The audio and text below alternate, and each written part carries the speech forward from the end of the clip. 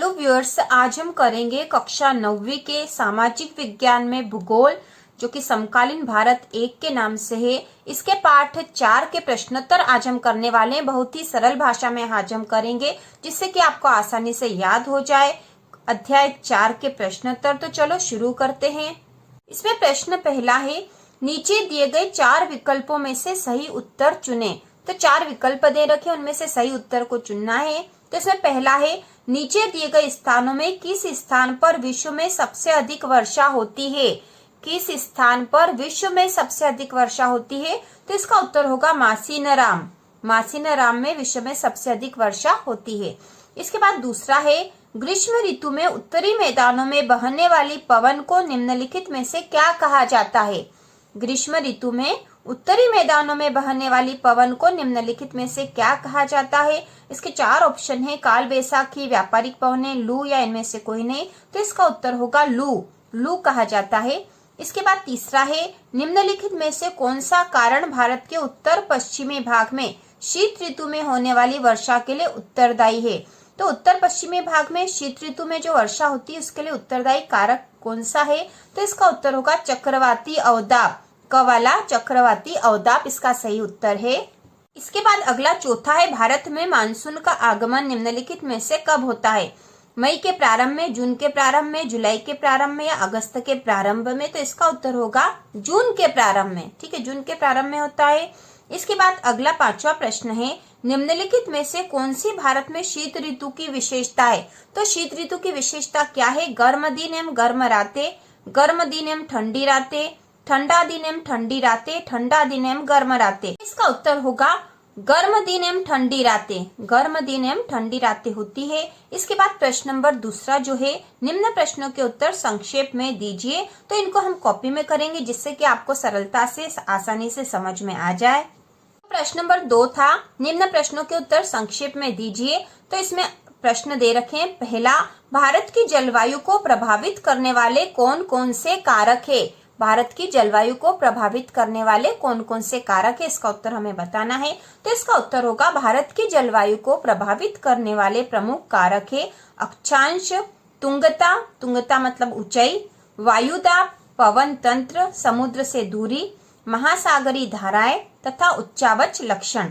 तो जलवायु को प्रभावित करने वाले प्रमुख कारक कौन कौन से हैं? अक्षांश, तुंगता, वायुदाब, पवन तंत्र, समुद्र से दूरी, महासागरी धाराएं तथा उच्चावच लक्षण।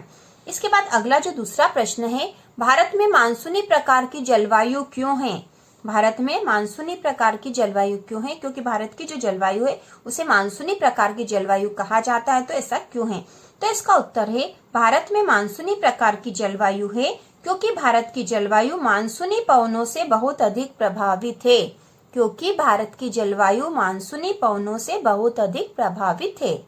इसके बाद तीसरा है, भारत के किस भाग में दैनिक तापमान अधिक होता है एवं क्यों? भारत के किस भाग में दैनिक तापमान अधिक होता है और क्यों? तो इसका उत्तर होगा, भारत में राजस्थान के मरुस्थल में दिन का तापमान 50 डिग्री सेंटीग्रेड तक हो सकता है, जबकि उसी रात यह नीचे गिरकर 50 डिग्री सेल्सियस तक पहुंच सकता है, क्योंकि मरुस्थलीय रेत उष्मा को बहुत अधिक जल्दी अवशोषित कर लेती है। तो दैनिक तापमान अधिक होता है और क्यों, ये बताना था कि भारत के किस भाग में दैनिक तापमान अधिक होता है और क्यों। तो इसका उत्तर है कि भारत में राजस्थान के मरुस्थल में, ठीक है, राजस्थान का जो मरुस्थल है, रेगिस्तान है, में दिन का तापमान 50 डिग्री सेल्सियस तक हो सकता है, जबकि उसी रात ये नीचे गिरकर 15 डिग्री सेल्सियस तक पहुंच सकता है। मतलब दिन में 50 तक पहुंच जाता है और रात को 15, मतलब इतना कम हो जाता है, क्योंकि मरुस्थलीय रेत उष्मा को बहुत जल्दी अवशोषित कर लेती है। इसके बाद अगला जो चौथा है, किन पवनों के कारण मालाबार तट पर वर्षा होती है? किन पवनों के कारण मालाबार तट पर वर्षा होती है? तो इसका उत्तर होगा, दक्षिण पश्चिम पवनों के कारण मालाबार तट पर वर्षा होती है। दक्षिण पश्चिम पवनों के कारण मालाबार तट पर वर्षा होती है। इसके बाद अगला 5वां है, जेठ धाराएं क्या है तथा वे किस प्रकार भारत की जलवायु को प्रभावित करती है? तो जेठ धाराएं क्या है और भारत की जलवायु को किस प्रकार प्रभावित करती है, बताना हमें। तो इसका उत्तर होगा, जेठ धाराएं एक पट्टी में स्थित क्षोभ मंडल में अत्यधिक ऊंचाई वाली पश्चिमी हवाएं होती है। जेट धाराएं एक पट्टी में स्थित क्षोभ मंडल में अत्यधिक ऊंचाई वाली पश्चिमी हवाएं होती है। इनकी गति गर्मी में 110 किलोमीटर प्रति घंटा और सर्दी में 184 किलोमीटर प्रति घंटा होती है। जेट धाराएं जो है क्षोभ मंडल मतलब हमारे वायुमंडल का जो एक भाग है, क्षोभ मंडल में अत्यधिक ऊंचाई वाली पश्चिमी हवाएं होती है। इनकी गति गर्मी में 110 किलोमीटर प्रति घंटा एवं सर्दी में 184 किलोमीटर प्रति घंटा होती है, मतलब बहुत तेज गति से बहती है।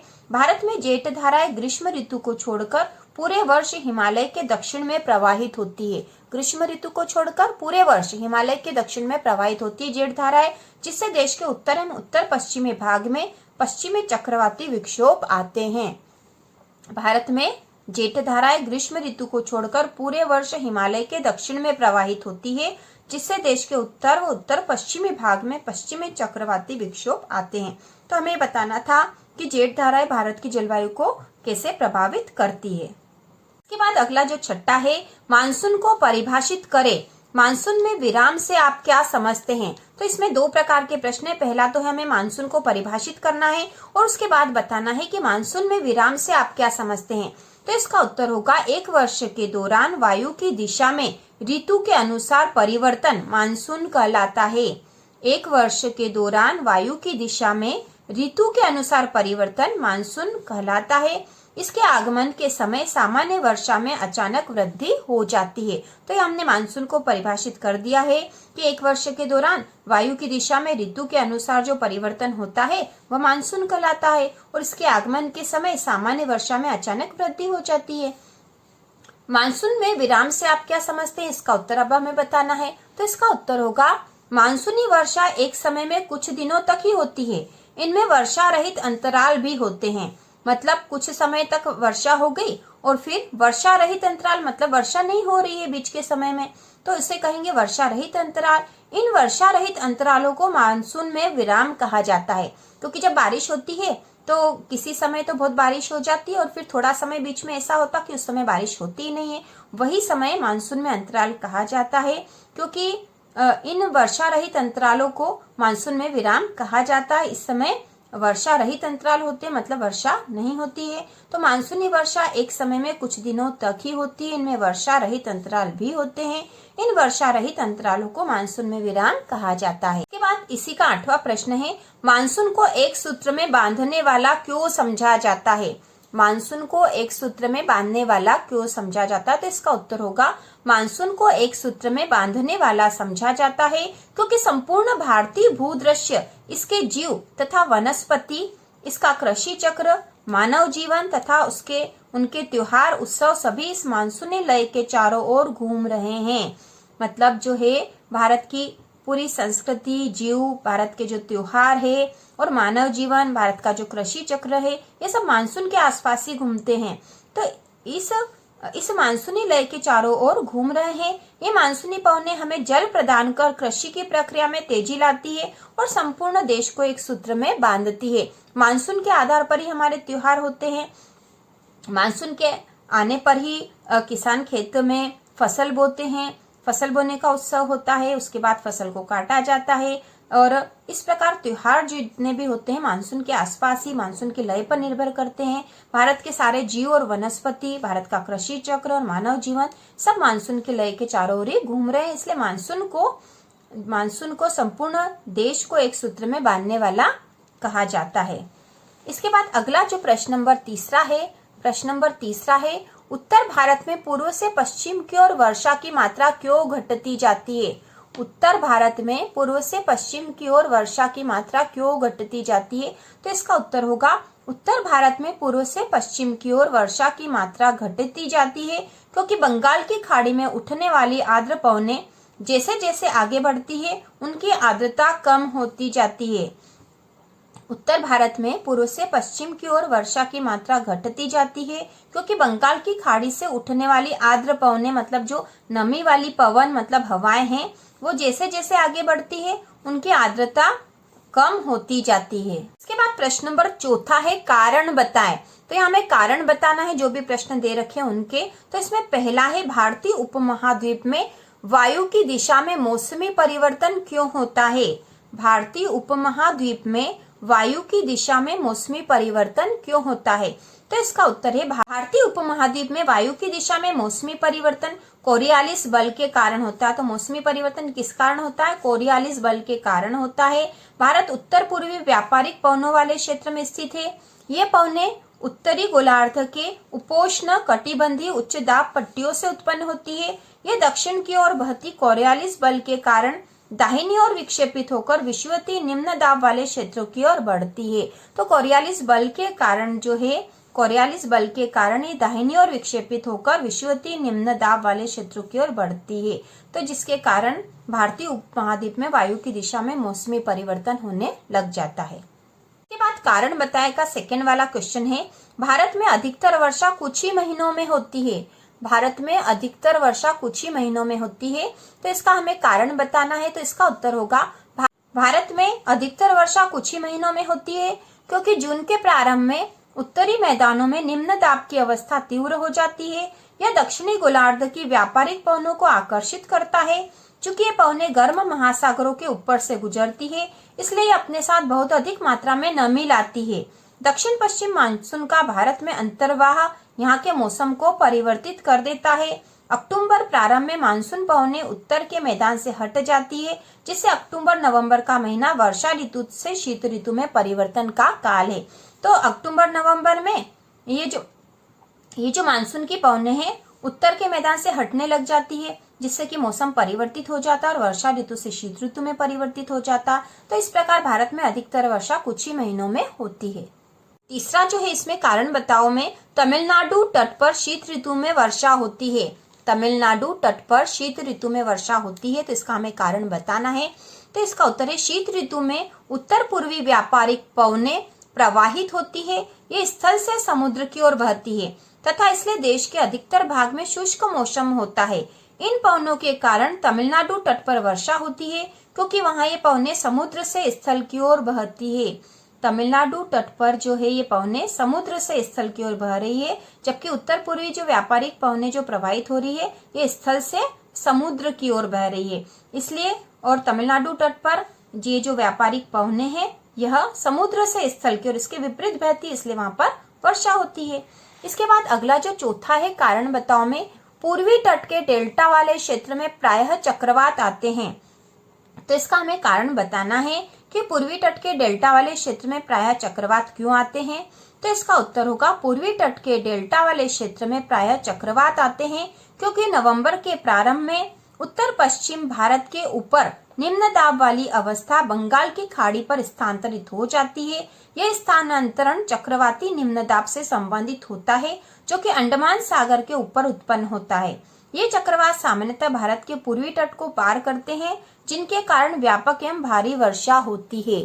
तो इस कारण से व्यापक एवं भारी वर्षा होती है और चक्रवात आते हैं। तो पूर्वी तट के डेल्टा वाले जो क्षेत्र हैं प्रायः चक्रवात आते हैं क्योंकि नवंबर के प्रारंभ में, जैसे ही नवंबर का महीना प्रारंभ होता है, उत्तर पश्चिमी भारत के ऊपर निम्न दाब वाली अवस्था बंगाल की खाड़ी पर स्थानांतरित हो जाती है। मतलब जो उत्तर पश्चिमी भारत में जो निम्न दाब है वह बंगाल की खाड़ी में स्थानांतरित हो गया, वहां चला गया। यह स्थानांतरण चक्रवाती निम्न दाब से संबंधित होता है जो कि अंडमान सागर के ऊपर उत्पन्न होता है। ये चक्रवात सामान्यतः भारत के पूर्वी तट को पार करते हैं, जिनके कारण व्यापक एवं भारी वर्षा होती है। इसके बाद अगला जो प्रश्न है, राजस्थान गुजरात के कुछ भाग तथा पश्चिमी घाट का वृष्टि छाया क्षेत्र सूखा प्रभावित क्षेत्र है। राजस्थान गुजरात के कुछ भाग तथा पश्चिमी घाट का वृष्टि छाया क्षेत्र सूखा प्रभावित क्षेत्र है। इसका हमें कारण बताना है। तो इसका उत्तर होगा राजस्थान गुजरात के कुछ भाग तथा पश्चिमी घाट का वृष्टि छाया क्षेत्र सूखा प्रभावित क्षेत्र है क्योंकि।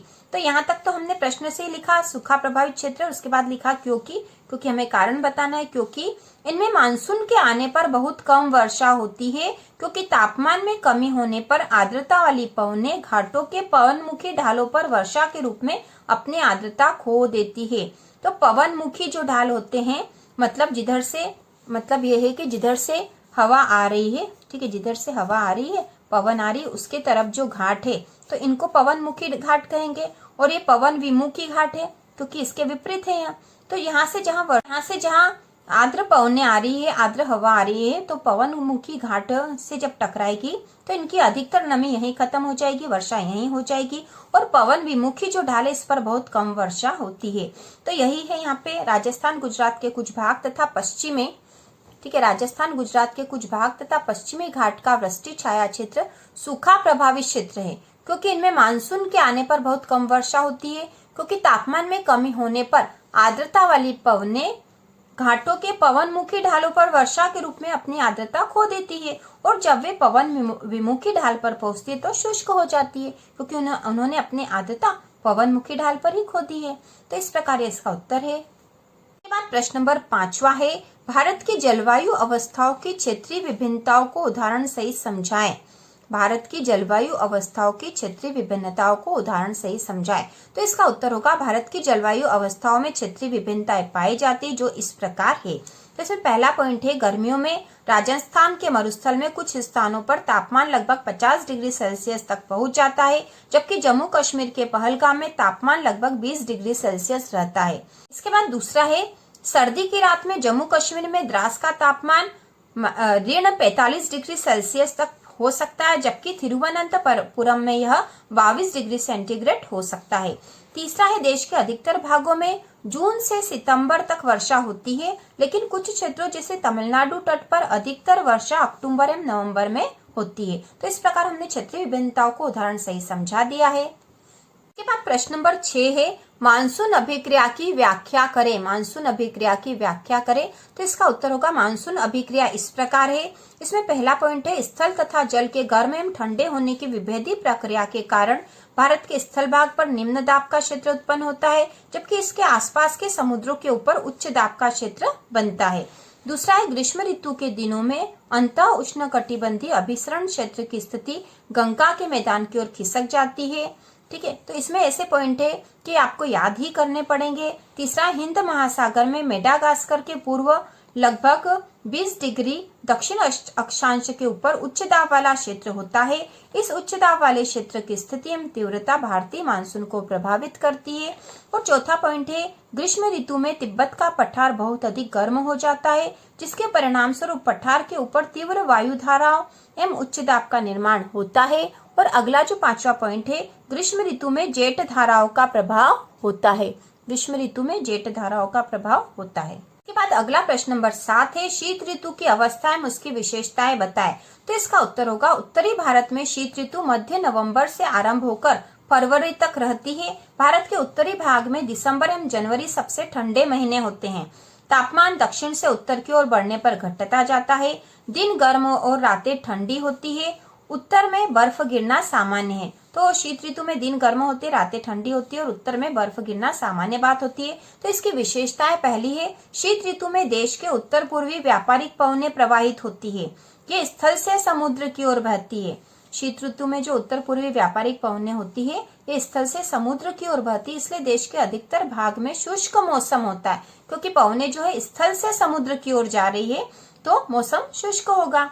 दूसरा, इस मौसम में आसमान साफ, तापमान तथा आर्द्रता कम तथा पवनें शिथिल तथा परिवर्तित होती है। फिर इसके बाद तीसरा पॉइंट है, शीतकाल में मैदानों में वर्षा होती है तथा पर्वतों पर हिमपात होता है।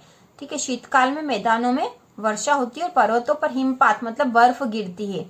शीतकाल में वर्षा, जिसे महावट कहा जाता है, की कुल मात्रा कम होती है, लेकिन ये रबी फसलों के लिए महत्वपूर्ण है। तो शीत ऋतु में जो वर्षा होती है, जिसे क्षेत्रीय भाषा में महावट कहा जाता है, ये रबी फसलों के लिए महत्वपूर्ण होती है।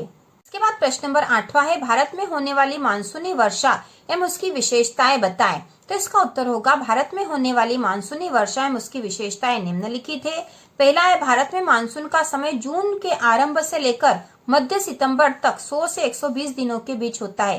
तो यह इस प्रश्न में हमें मानसूनी वर्षा और उसकी विशेषताएं बतानी है। तो पहली विशेषता यह है कि भारत में मानसून का जो समय है जून के आरंभ से लेकर मध्य सितंबर तक 100 से 120 दिनों के बीच होता है। दूसरा, मानसून के आगमन के समय सामान्य वर्षा में अचानक वृद्धि हो जाती है, जो कई दिनों तक जारी रहती है। इसे मानसून प्रस्फोट कहते हैं, मतलब बहुत बारिश हो रही है, उसे मानसून प्रस्फोट कहते हैं। सामान्यतः जून के प्रथम सप्ताह में मानसून भारतीय प्रायद्वीप के दक्षिणी छोर में प्रवेश करता है। जून के प्रथम सप्ताह में दक्षिणी छोर में प्रवेश करता है और इसके बाद ये दो भागों में बढ़ जाता है, अरब सागर शाखा और बंगाल की खाड़ी शाखा।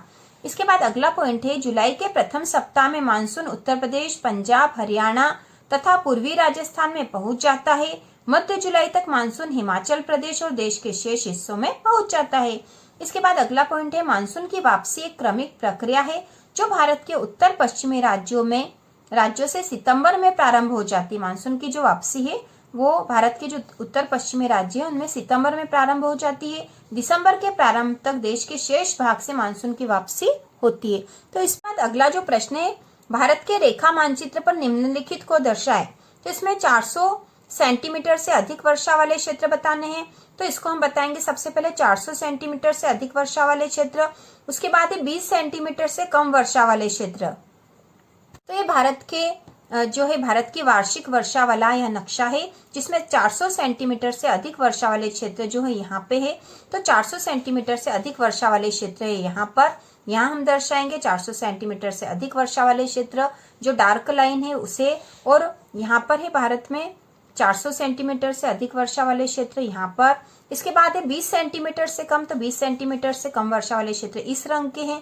तो 20 सेंटीमीटर से कम वर्षा वाले क्षेत्र में आएगा ये ऊपर वाला भाग, उत्तर वाला भाग, और यहाँ पर ये 20 सेंटीमीटर से कम वर्षा वाले क्षेत्र हैं। तीसरा है, भारत में दक्षिण पश्चिम मानसून की दिशा। भारत में दक्षिण पश्चिम मानसून की दिशा। भारत में दक्षिण पश्चिम मानसून की जो दिशा है वो हम इस तरह से दिखाएंगे यहाँ पर मानचित्र में। ठीक है, भारत में दक्षिण पश्चिम मानसून की दिशा इस मानचित्र से हम दिखा देंगे। तो इस प्रकार हमारे अध्याय जो 4 है उसके सारे प्रश्नोत्तर हो चुके हैं। और इसी प्रकार के और वीडियो देखने के लिए चैनल को सब्सक्राइब कीजिए।